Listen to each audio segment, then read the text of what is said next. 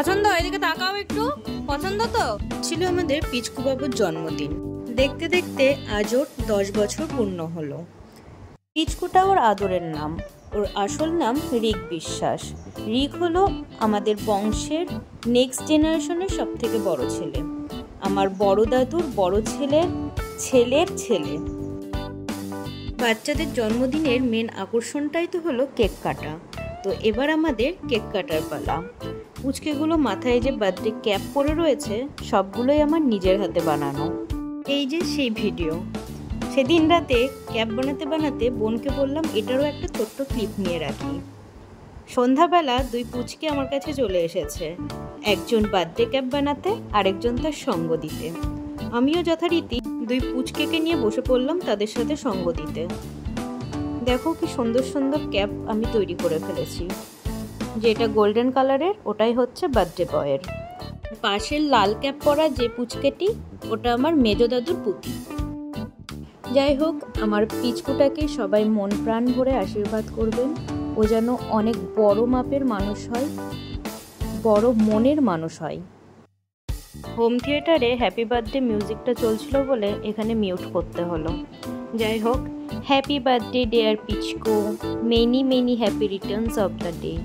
খুব ভালো থেকো সব সময়, অনেক বড় মনের মানুষ হও, মেয়েদেরকে সম্মান দিতে শেখো, এটুকুই আশীর্বাদ করি। কি হলো আজকের পঞ্চব্যঞ্জন।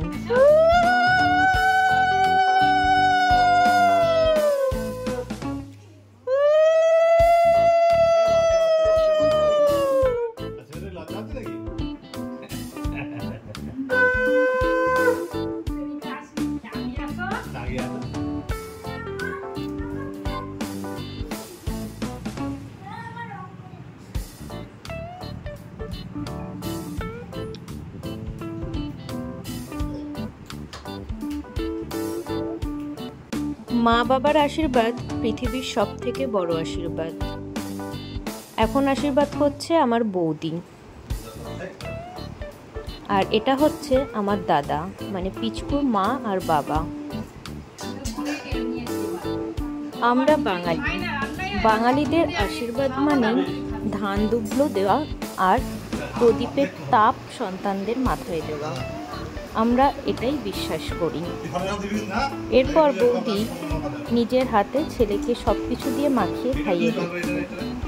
জন্মদিনের মেন রান্নাটাই হলো মায়ের হাতে তৈরি পায়েস। লজ্জাবতী লতা।